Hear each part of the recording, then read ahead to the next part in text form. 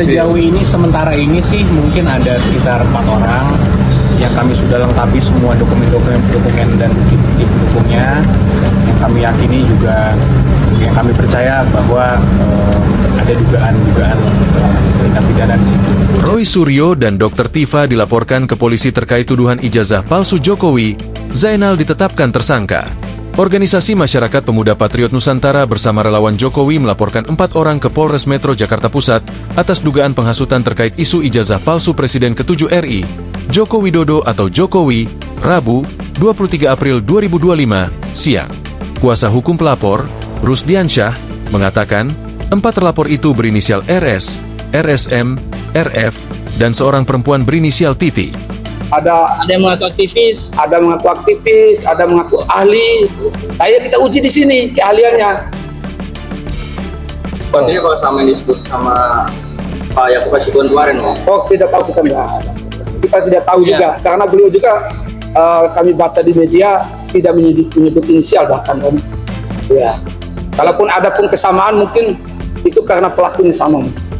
Oh, yang inisial apa itu yang pejabat negara? Ya. Yang pejabat negara itu inisialnya LS N. Juga bang pejabat negara di bagian. Ya, mantan pejabat negara. Semua pada tahu lah. Tahu lah. Hanya satu orang kan di antara mereka itu. Mantan menteri ya? Ya, bisa jadi. Diketahui, 4 sosok yang dilaporkan adalah mantan Menteri Pemuda dan Olahraga, Menpora, Roy Suryo, ahli digital forensik Rismon Sianipar, Wakil Ketua Tim Pembela Ulama dan Aktivis, TPUA, Rizal Fadillah, dan Dr. Tifauzia Tiasuma. Laporan ini didasarkan pada dugaan pelanggaran pasal 160 KUHP tentang penghasutan di muka umum. Rusdiansyah menyebut, bukti-bukti berupa pernyataan lisan dan tulisan yang dinilai memicu keresahan di masyarakat sudah dilampirkan. Akibat penghasutan itu, terjadi kegaduhan, misalnya ada orang yang menggeruduk UGM, ke Solo, bahkan ke sekitar rumah Pak Jokowi, ungkap Rusdiansyah. Pihak Pemuda Patriot Nusantara menilai jika penghasutan tersebut menimbulkan gejolak di masyarakat. Ketua Umum Pemuda Patriot Nusantara, Andi Kurniawan, mencontohkan jika kegaduhan itu terjadi Universitas Gadjah Mada dan di sekitar kediaman Jokowi di Solo. Kami juga bawa beberapa saksi-saksi yang bisa menunjukkan bahwa di masyarakat itu sebetulnya ada pergerakan-pergerakan yang kalau tidak segera diantisipasi itu bisa terjadi signifikan besar pergerakannya, kata Andi. Respon atas pelaku-pelaku yang menuduh ijazah Pak Jokowi sebagai ijazah yang palsu sehingga kami harus cepat. Mestinya ini tanpa dilapor karena ini adalah delik biasa itu. Mestinya bisa langsung diproses hukum, imbuhnya. Resor Sukoharjo menetapkan Zainal Mustafa, ZM, seorang advokat yang sempat menggugat keabsahan ijazah Presiden Joko Widodo sebagai tersangka kasus pemalsuan dokumen.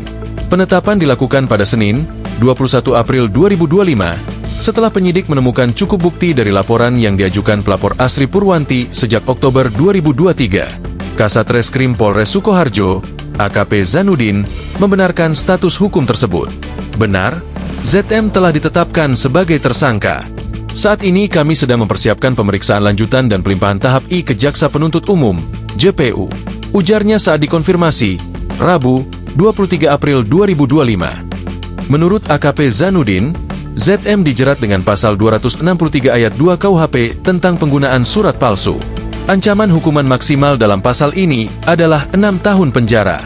Kasus ini berawal dari laporan dugaan pemalsuan ijazah oleh Asri Purwanti yang menyoroti kejanggalan dalam riwayat pendidikan ZM. Berdasarkan pengecekan ke Dikti Wilayah Enam Semarang, ZM tercatat sebagai mahasiswa pindahan dari UMS ke Universitas Surakarta, UNSA.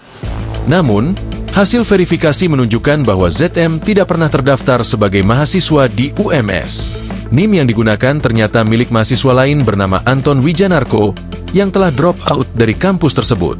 Pelaporan sempat tertunda karena ZM mencalonkan diri sebagai anggota legislatif. Namun proses hukum kembali dilanjutkan hingga akhirnya status tersangka ditetapkan.